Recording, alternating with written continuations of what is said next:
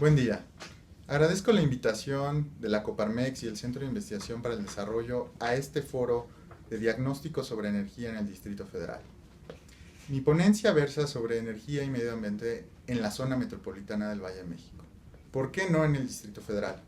Bien, mi hipótesis es que el ordenamiento territorial de la Ciudad de México ha ocasionado graves presiones a la provisión de insumos energéticos, así como la provisión del recurso hídrico, que a su vez está asociada a impactos ambientales en la generación de desechos y emisiones contaminantes que son producidas por un sistema de transporte deficiente, rebasado, de baja interconectividad, que también aumenta el parque vehicular y el congestionamiento vial, de esta forma generando emisiones contaminantes y generando un círculo vicioso en la Ciudad de México. Ahora bien, ¿por qué hablar de ordenamiento territorial en la zona metropolitana del Valle de México y no en la Ciudad de México? La explosión demográfica de la Ciudad de México se nota en el hecho de que de 16 delegaciones que componen al Distrito Federal, estas tienen gran interacción cada día con los municipios colindantes del Estado de México e incluso con un municipio del Estado de Hidalgo. De acuerdo a las organizaciones, a la Organización de las Naciones Unidas y al Censo Nacional de Población, la Ciudad de México, entendida como la zona metropolitana del Valle de México, es la tercera urbe más grande del planeta con aproximadamente 22-23 millones de habitantes. ¿Por qué el ordenamiento territorial es importante? Bien, el ordenamiento territorial es una política de Estado que pretende armonizar, administrar el uso y organización del espacio de tal manera que se fomente el desarrollo humano, social y justo de una región político-administrativa. Entendida así, es claro que la zona metropolitana del Valle de México, o mejor dicho aún, el Distrito Federal, no tuvo ni tiene una política de ordenamiento territorial. Esto ocasiona que haya un uso ineficiente de energía, marcadamente en combustibles, un sistema de transporte público rebasado, o diría yo, un sistema de transporte ineficiente y una ausencia de un sistema de transporte público. Además, crecimiento de desarrollos inmobiliarios sin apego a normas ambientales y en situaciones irregulares que incluso ponen en riesgo la vida de sus habitantes, lo cual también a su vez genera impactos ambientales y un sobrecosto en los procesos logísticos que existen o que se dan en la zona metropolitana del Valle de México. Esta zona es aproximadamente de 7.800 kilómetros cuadrados y ha crecido sin ningún fin. Tan ha crecido que es como un monstruo que devora energía. ¿Qué tanto devora este monstruo? Bien, pues para la actividad de 5.3 millones de viviendas que existen, 78.000 industrias y más de 120.000 comercios, la zona metropolitana del Valle de México consume hasta 146.4 mil gigavatios hora. Un gigavatio hora es la cantidad de energía necesaria para suministrar de 1000 watts en promedio a 1 millón de viviendas. De ese tamaño son los requerimientos energéticos de la zona metropolitana del Valle de México. Marcadamente hay dos chupasangres de este consumo eléctrico. El primero de ellos es el sistema de aguas de la Ciudad de México. Por supuesto que una zona tan altamente poblada requiere del insumo vital, pero ¿qué tanto requiere? Bueno, pues el sistema de aguas de la Ciudad de México consume hasta 1.32 kilowatts hora por cada metro cúbico de agua suministrada, drenada, tratada y expulsada. Marcadamente dentro del sistema de aguas de la Ciudad de México, el sistema de bombeo representa hasta el 5% del presupuesto ejercido por la Comisión Nacional del Agua.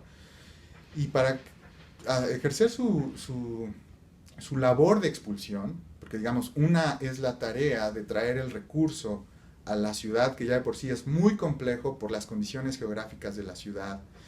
La otra tarea, que es muy complicada, es expulsar las aguas residuales. Bien, esta cantidad de energía que se requiere, pues necesita desalojar hasta 500.000 litros cada segundo.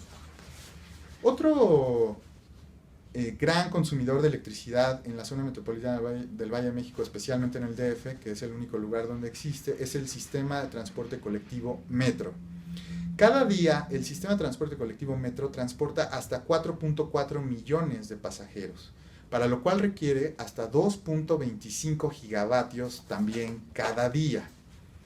Pero no solo son los grandes consumos los que ocasionan esta presión en cuanto al consumo de electricidad, también es la mala gestión de la electricidad, especialmente la que se refiere a las pérdidas en la red de transmisión y distribución. Hasta 2009, antes de que desapareciera Luz y Fuerza del Centro, había una pérdida de electricidad en la red de hasta 40%. Ahora que la Comisión Federal de Electricidad en estos 5 años ha tomado el control de la región centro, ha logrado disminuir hasta 32.3% las pérdidas, pero siguen siendo muy altas. Marcadamente, en igual proporción, hay pérdidas técnicas y no técnicas. ¿Qué quiere decir esto? Que igual que se pierde la electricidad en la red por ineficiencias y obsolescencia en la infraestructura, también se pierde por la falta de sanciones a todo el consumo ilícito de electricidad. Ahora bien, no solo es un problema de infraestructura, no solo es un problema de grandes necesidades, es un problema de malos incentivos. Las tarifas eléctricas, de acuerdo al SIDAC, tienen un subsidio, las residenciales, de hasta el 58%. De tal manera que las tarifas eléctricas en México, contando residenciales, agrícolas, comerciales, etc., son hasta un 16% más baratas que el promedio de la Organización para la Cooperación y el Desarrollo Económico, es decir, para los países miembros de tal organización. De esta manera, hay incentivos muy perversos para el consumo dispendioso de electricidad en la zona metropolitana del Valle de México. En cuanto a combustibles, tenemos una mala diversificación del portafolio. Está muy claro que el sistema de transporte utiliza exclusivamente gasolina. 90% de todo el consumo para este sector proviene de gasolinas. De igual manera para la industria consume del total de consumo energético 90% en gas natural. Y finalmente en el sector residencial 90%, prácticamente 89%, es consumido a través de gas licuado de petróleo. Vamos a ver cada uno por qué es ineficiente. Hablando del parque vehicular en el sector transporte, 80% del parque vehicular está concentrado en autos, camionetas y motocicletas, que son los vehículos de uso particular. ¿Por qué es ineficiente? Bien, pues porque usa mayormente, como ya dijimos, un combustible de origen fósil como es la gasolina, pero además solo es capaz de transportar a 1.7 pasajeros en promedio, con lo cual hace al sistema de transporte en la zona metropolitana un sistema de transporte atomizado. Ahora bien, en cuanto a gas, el mayor consumidor en el mundo de gas, o uno de los mayores consumidores del mundo, es México, hasta 68 kilogramos per cápita cada año. Ahora bien, el gas, a pesar de tener una gran participación, como dijimos, natural en la industria y licuado de petróleo a nivel residencial, no tiene una penetración importante en el sector transporte. Del parque vehicular, solo 1% tiene o utiliza gas licuado de petróleo y gas natural comprimido. Esto, por supuesto, que tiene un impacto ambiental, debido a que el gas es menos contaminante que la gasolina, la magna o la diésel, por lo cual ahí habría que convertir esas ineficiencias de otro modo. Ahora, a nivel residencial, el gas licuado de petróleo, que tiene gran participación en el mercado, es marcadamente ineficiente. ¿Por qué? Hay emisiones contaminantes provenientes de la combustión misma del gas, incluso por combustión incompleta, por el mismo sistema de almacenamiento y transporte que ocasiona fugas, y también por la falta de regulación en la hermeticidad de los tanques o depósitos en los cuales se contiene este insumo. Por lo cual habría que también marcar que el gas LP en el sector residencial es ineficiente. Ahora, en cuanto a impactos ambientales se refiere, primero veamos el relacionado al recurso hídrico. Existe una gran presión en la zona centro del país por la disponibilidad y la calidad del recurso hídrico. Esto se debe a dos factores principalmente. El primero de ellos es las condiciones geográficas y climáticas de la zona metropolitana del Valle de México. Es una zona elevada y que con una alta densidad poblacional ha puesto demasiada presión en el consumo de los acuíferos que se encuentran en ella. Esto hace que se tengan que traer agua de cuencas lejanas. Y por supuesto, al ser de gran elevación, se vuelve una tarea verdaderamente compleja. Pero la otra es una mala gestión del recurso. La sobreexplotación de los acuíferos no es un asunto menor. 68% del agua que se consume en la zona metropolitana del Valle de México, específicamente en el DF, proviene de los acuíferos que están dentro de la ciudad.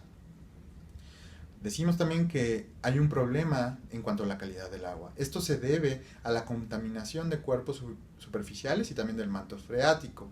Aproximadamente un quinto de los cuerpos de agua tienen una calidad deplorable y un tercio apenas alcanza el estatus de calidad, aceptable. Ahora bien, también hay un problema de infraestructura. Es difícil traer el agua a la Ciudad de México, como bien dijimos, pero hay un costo de oportunidad que no se ve en cuanto al desarrollo de infraestructura. Y este está marcado por las tarifas del agua. Tienen un subsidio generalizado que no refleja el verdadero costo de provisión del agua. Por ejemplo, la tarifa para una familia que consume 15 metros cúbicos al mes en la Ciudad de México es de 17.68 pesos. En Copenhague, Dinamarca, esta cifra alcanza hasta los 95 pesos. En ciudades como Londres alcanza prácticamente los 50 pesos. En Tokio, los 40 pesos. De esta forma, la Ciudad de México, a pesar de representar un alto costo por el grado técnico de complejidad de la provisión del agua, no refleja la verdadera externalidad de provisión del recurso. Ahora bien, dijimos que también hay un problema de emisiones contaminantes y esto también se debe a las condiciones geográficas de la Ciudad de México que facilitan la concentración de partículas y gases en su atmósfera. Sin embargo, gran parte de las emisiones provienen de las actividades antropogénicas, específicamente el sector transporte. 92% del aumento del consumo energético en el periodo 1990-2010 provino del sector transporte. Y como ya mencionamos anteriormente, el sector transporte utiliza primordialmente gasolinas y es un combustible de origen fósil con gran impacto ambiental. Ahora bien, el problema de residuos sólidos es también un problema apremiante en la zona metropolitana del Valle de México. ¿Por qué? En primera, por volumen. Una población de esta dimensión evidentemente tiene que generar demasiados residuos sólidos. En la zona centro del país, el habitante promedio genera 1.4 kilos cada día. Esto es 1 kilo más que el promedio del resto del país.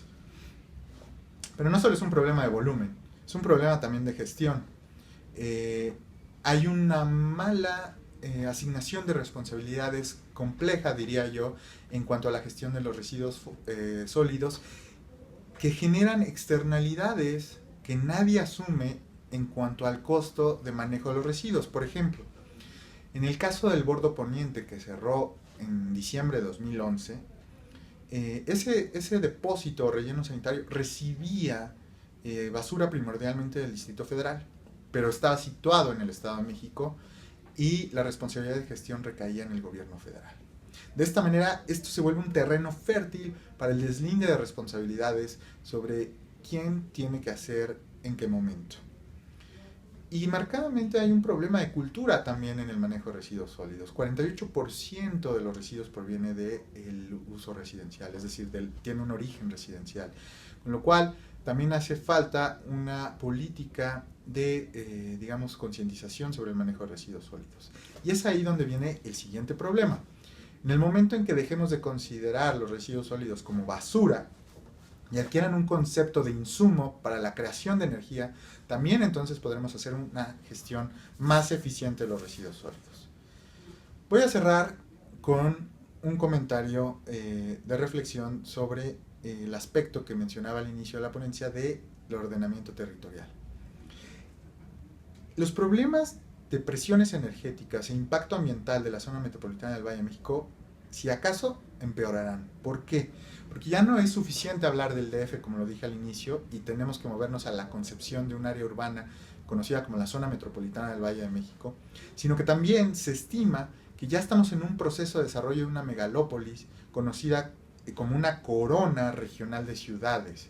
Esta corona regional de ciudades es tan grande que incorporaría 16 delegaciones, 189 municipios provenientes del Estado de México, el Estado de Hidalgo, Tlaxcala, Puebla, Morelos e Hidalgo. De esta manera, estamos hablando de un fenómeno que crece en complejidad exponencialmente. Y en la medida que no haya coordinación institucional para definir los problemas de insumos energéticos y de impacto ambiental, no del DF, sino de una zona metropolitana o un conjunto de zonas metropolitanas, no vamos a resolver el problema principal, que es el del uso y ocupación del espacio en esta urbe. Hace falta también un cambio que no se puede dar a nivel regional o estatal, que tiene su origen en el Ejecutivo, y este tiene que ver con los precios, las señales de los precios de las tarifas eléctricas. Tenemos que generar la adecuada señal para un consumo eficiente de energía, marcadamente energía eléctrica, en la zona metropolitana del Valle de México, y habrá que redefinir si podemos utilizar un esquema mixto o estatal o privado de provisión del recurso hídrico, pero más allá de eso, tendremos que discutir si debe de recaer en los municipios o no fijar las tarifas del recurso hídrico, porque también está fuertemente subsidiado y genera señales inadecuadas. De esta forma, la tarea no es sencilla para la zona metropolitana del Valle de México.